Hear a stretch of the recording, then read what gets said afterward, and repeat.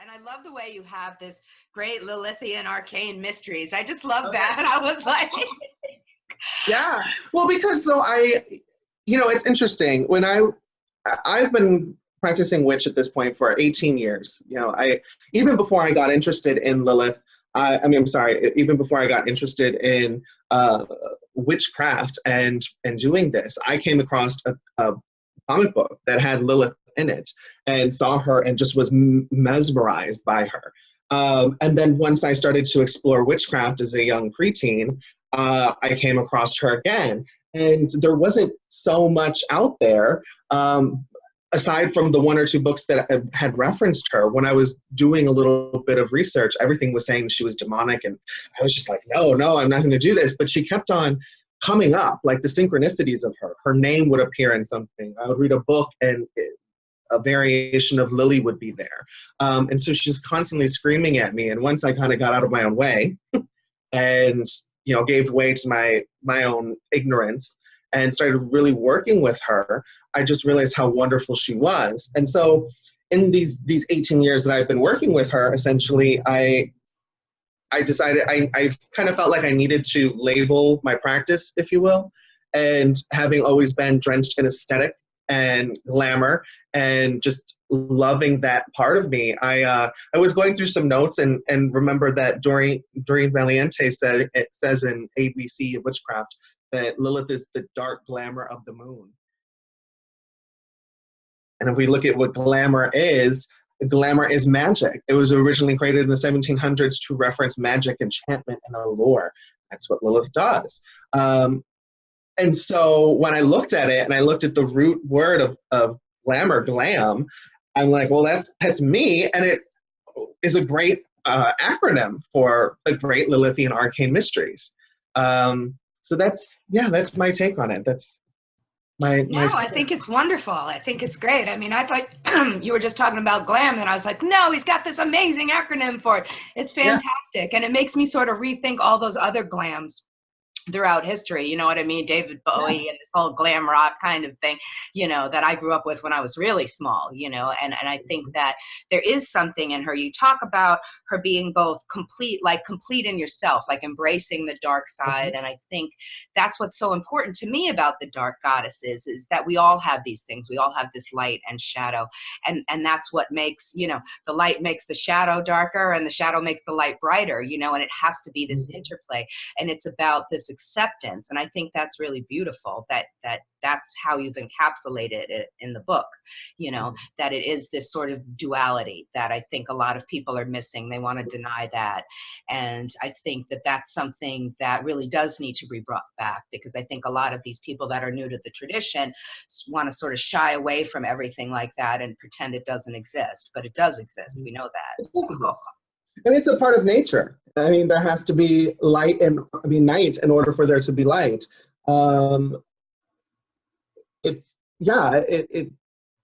We from being a practitioner in the magical community that, with nature can be loving just as much as it can be cruel. It's not good or bad, it just is. And that's one thing that I really want to kind of get out there about Lilith. That so many people, even in our community who's been doing this for a while, look at her as this scary, evil thing, just from some of the mythology and the fear that has been placed in people on her. But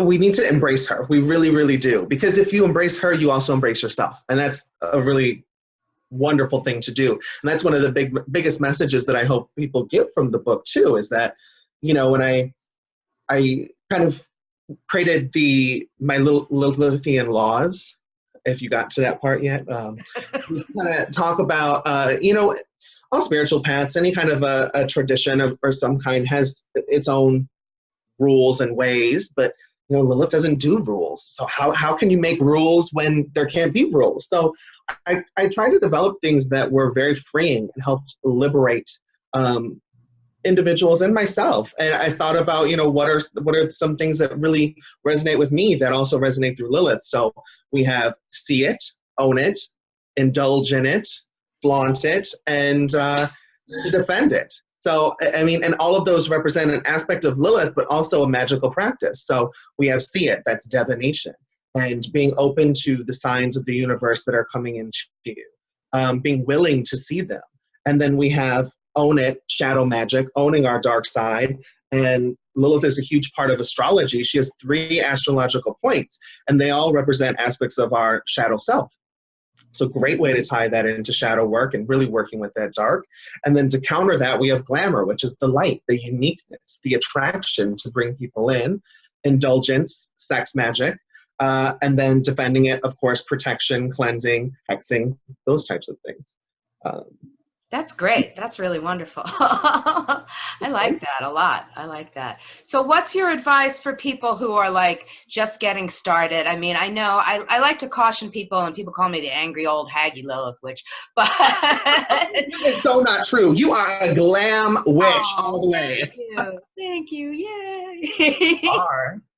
But I think that a lot of people that are new, especially when it comes to sex magic, that they want to rush out and do some kind of sex magic, especially because it sounds so mysterious, and sex, even on its own, is really powerful. So what's your advice for somebody who's like, oh, let's, you know, go invoke Lilith during sex, or let's try and have some sort of, you know, ecstatic experience with Lilith and sex? Like, what would you advise them? So one thing that I definitely talk about is Lilith is considered the outcast, right? I mean, she was left on her own, does really, really well on her own, and is this representation of independence, essentially. So she's great for a solitary practitioner to work with. Doesn't mean that she wouldn't work good in a coven that's all working with her. But I really caution people in the book too. I definitely recommend, especially if you're a newbie, to start out with solo sex magic. Just because a lot of reasons. Number one, comfort, your own protection, your own safety, not jumping into anything too crazy. But Lilith is a little bit more, she's more empowering there. And I also find that because with sex magic, it's all really focusing on your intent. It's kind of hard sometimes to do that with with partners, because it could get funny, it could get awkward, it could get lots of different things can happen. And that could kind of pull you out of that trance state. So I definitely make the recommendation of really focusing and working on sex magic with yourself. But then also giving tips on magical sex, which is just heightening sexual experience and gratification. So yes, I would not jump in. I would not recommend any newbie go and get with a bunch of people and have this crazy big sex magic orgy. It's just not practical or smart. Well, not maybe on your first day or something, you know. I think not on your first day at all. Get some sort of comprehension in that area, and then move forward. It's all building blocks. I mean, nobody comes out of the womb and is running. You know, we have to do building blocks, the small building blocks. So in each one of the little magical chapters of the book, I definitely try to start out very beginnerish. In trying to help the beginners get to that state, but also really help other practitioners who have been doing this and working with Lilith or in the magical community for a while, maybe new and alternative ways to doing things. That's great. That's great, because I think that's what's sort of at the core of all magic. You know what I mean? You can't let it get static.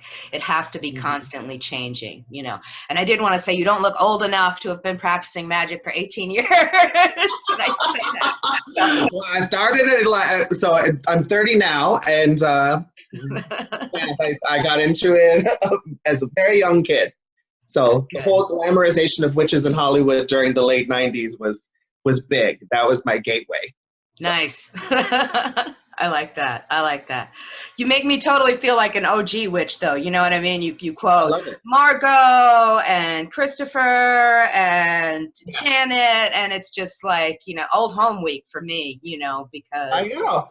I came up doing events with all of them, and I just, you know, I miss Margot so much, you know, and Janet is like the ab fab of witches. She totally is. I love her. I know.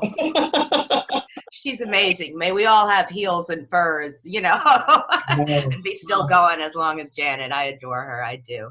I do. So I just think that's great. And I really want to applaud you because I think there's so many people that are younger in witchcraft that don't really remember where things came from, you know, and as somebody like me who's been there and saw it and done it, you know, people made these mistakes for you. People learn these lessons for you, and they really have something to help you sort of understand better. I'm not saying that's not that your generation doesn't have a ton to teach us, and you do, but I think that, you know, we don't need to do things twice. Magic is difficult enough. So if there's something that we can take from them and add something new onto it, then I really appreciate that. All right, so let me see here. Okay, where can we find you? I know you're doing a lot of dates and things. All of the information for this is all on my website, www.theglamwitch.com.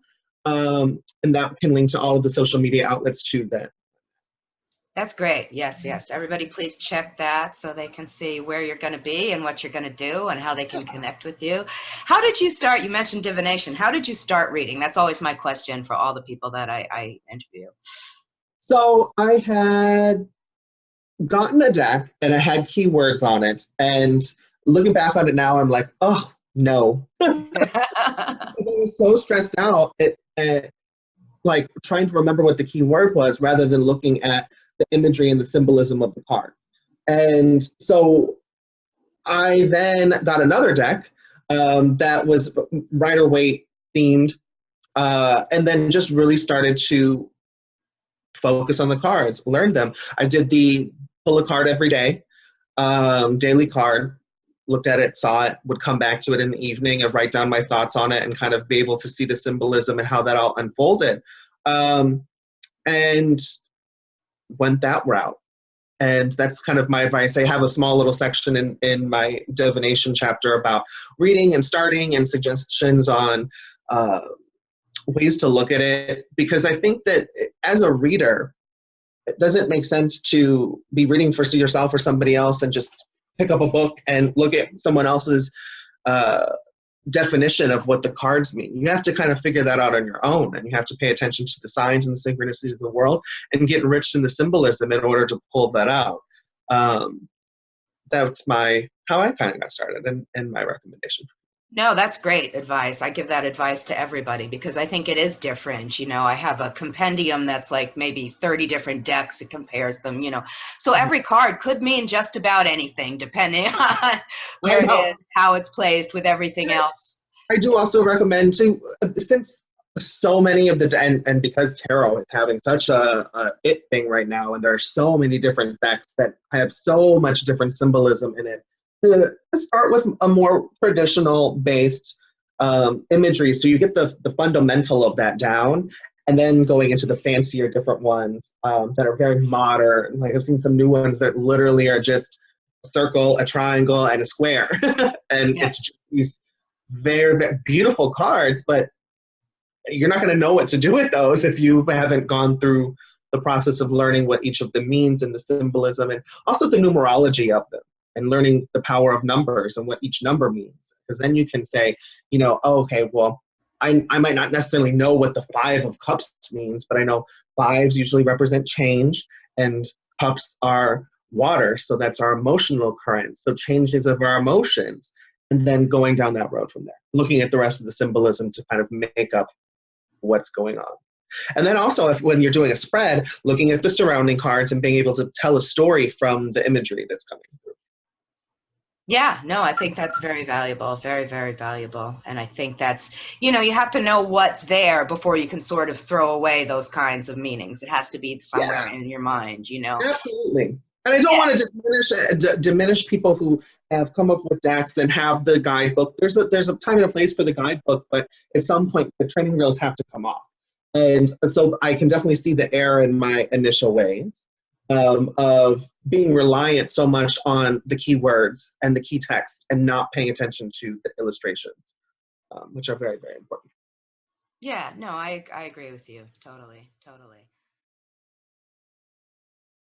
I was going to ask you this. Okay, so you've got that image that's very traditional for Lilith behind you, you know. Yeah. So a lot of people have sort of equated that with, you know, Ishtar or Nana or something like that. What do you feel like about it? Okay, so I'm gonna try to shorten this up.